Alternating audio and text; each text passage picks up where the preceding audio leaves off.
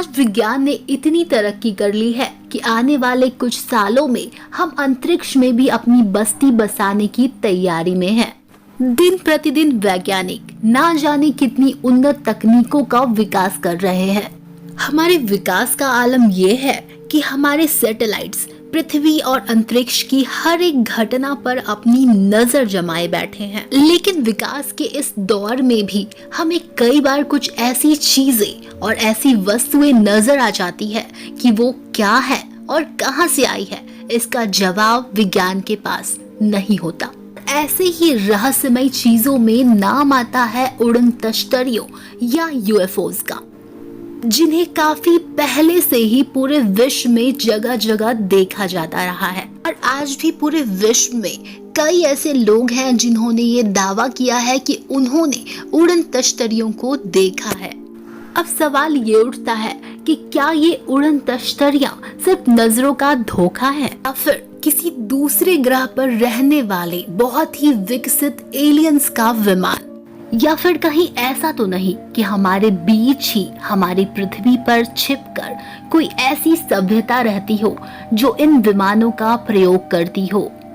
दोस्तों, वीडियो में आगे बढ़ने से पहले मैं बता दूं कि मैं हूं ऋचा। स्वागत है आप सभी का मेरे चैनल अरोमा ऑफ ड्रीम्स पर। और आज के इस वीडियो में मैं आपके साथ कुछ ऐसी संभावनाओं के बारे में साक्ष्यों और प्रमाणों के साथ बात करने वाली हूं जो आपको ये सोचने पर मजबूर कर देगा कि एलियंस क्या सच में परग्रही जीव ही है या हमारे आसपास ऐसी कोई उन्नत सभ्यता मौजूद है जिससे हम अभी तक अनजान हैं। और समय समय पर धरती पर नजर आने वाली उड़न तश्तरियां कहीं उन्हीं जीवों का यान तो नहीं। अब सवाल ये उठता है कि अगर इस तरह की कोई उन्नत और विकसित सभ्यता हमारे बीच में रहती है तो वो रहती कहाँ पर है? तो दोस्तों, हमारी पृथ्वी पर आज भी एक बड़ा हिस्सा ऐसा है जो हमारी यानी मानव जाति की पहुंच से दूर है, जिस हिस्से को हम पूरी तरह से अभी तक एक्सप्लोर नहीं कर पाए हैं। ऐसे ही कुछ हिस्सों, क्षेत्रों और प्रदेशों का उदाहरण मैं अभी आपको देने वाली हूँ। तो पहले उदाहरण की शुरुआत करते हैं भारत से। दोस्तों, लद्दाख में स्थित है कोंका पास नाम का दर्रा। वैसे तो ये एक विवादित क्षेत्र है और भारत और चीन के मध्य इस क्षेत्र को लेकर एक समझौता हुआ है, और इस समझौते की वजह से ना तो इस इलाके में कोई जा सकता है और ना ही इस क्षेत्र से किसी प्लेन को गुजरने की अनुमति है। लेकिन इस इलाके के बारे में लोगों का कहना है कि यहाँ पे अक्सर उड़न तश्तरियां देखी जाती है। अब सवाल ये उठता है कि जब इस इलाके में किसी को जाने की अनुमति नहीं है और ना ही यहाँ से कोई विमान गुजर सकता है, तो फिर दिखने वाली ये उड़न तश्तरियां आखिर आती कहाँ से हैं?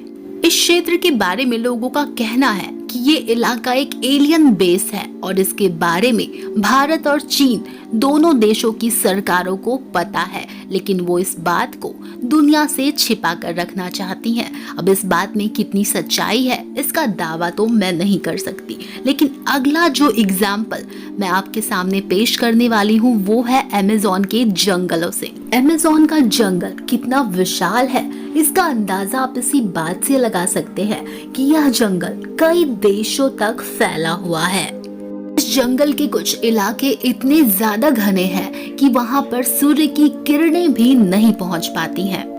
वैसे तो ये जंगल कई रहस्यों को अपने अंदर समेटे हुए है, लेकिन इस जंगल में समय समय पर यूएफओस और उड़न तश्तरियों के देखे जाने की बात की जाती है। इतना ही नहीं, 2011 में 2 पर्यटकों द्वारा ली गई फोटो में एलियन जैसा एक जीव भी इन जंगलों में नजर आ रहा है। आप इस फोटो को इस वक्त स्क्रीन पर देख सकते हैं और उस आकृति के पीछे एक चमकीली सी चीज भी नजर आ रही है, जो क्या है इसका जवाब हम में से किसी के पास नहीं है।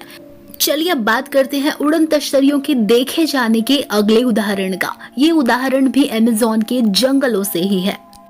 ईयर 2016 में एक अमेरिकी व्यक्ति ने गूगल अर्थ की सहायता से अमेज़न के जंगलों में कुछ उड़न तश्तरियों को ढूंढ निकाला। अब ये चीजें क्या सच में उड़न तश्तरी ही थी, इसका दावा हम नहीं कर सकते, लेकिन ये चीजें अमेज़न के जंगलों में कई जगह पर थी और पेड़ों के बीच में छिपी हुई थी।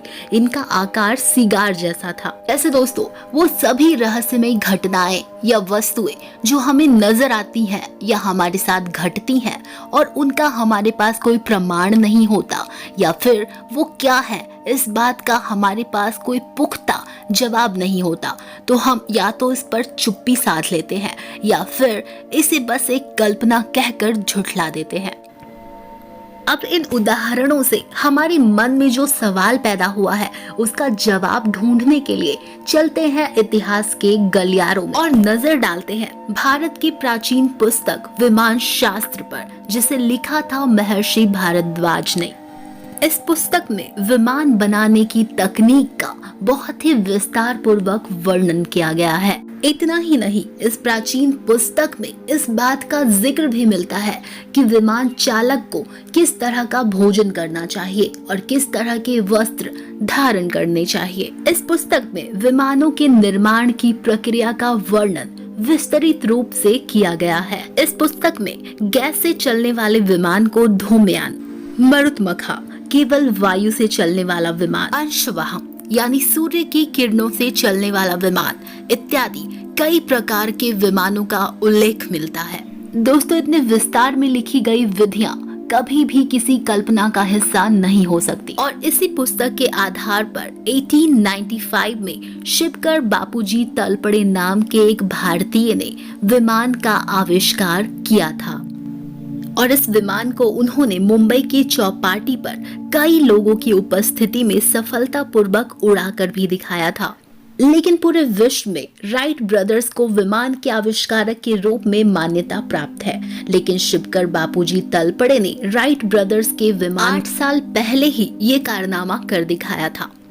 इस बारे में मैं एक वीडियो पहले ही बना चुकी हूँ, जिसकी लिंक मैं आपको डिस्क्रिप्शन में दे दूंगी। तो इस उदाहरण के द्वारा इस बात की पुष्टि काफी हद तक की जा सकती है कि हमारे प्राचीन धर्म ग्रंथों में जिन विमानों का जिक्र मिलता है वो किसी समय में इस पृथ्वी पर जरूर रहे होंगे। तो कहीं ऐसा तो नहीं कि समय समय पर नजर आने वाली ये उड़न तश्तरियां उन्हीं विमानों का ही एक रूप हो, या फिर ये प्राचीन काल के वही विमान हो जिनका उल्लेख हमारे धर्म ग्रंथों में किया जाता है, जिनमें से पुष्पक विमान के नाम से आप सभी परिचित होंगे, जिसका उल्लेख रामायण में मिलता है। इसके अलावा महर्षि भारद्वाज ने विमानिका नाम के एक अन्य ग्रंथ में और भी कई तरह के विमानों को बनाने का विस्तार पूर्वक वर्णन किया है। इसमें इस बात का वर्णन भी विस्तार से मिलता है कि कौन से विमान का प्रयोग किस कार्य के लिए किया जाता था। उदाहरण के तौर पर दूसरे ग्रह पे जाने के लिए अधिक शक्तिशाली विमान की आवश्यकता होती थी। इसमें विमानों के अलग अलग आकारों का भी वर्णन मिलता है, यानी उस जमाने में भी विमान कई आकारों के बनाए जाते थे। साथ ही इस ग्रंथ में इस बात का उल्लेख भी किया गया है कि सर्वप्रथम सिर्फ 5 विमानों का निर्माण किया गया था, जो ब्रह्मा, विष्णु, यम, कुबेर और इंद्र के पास थे।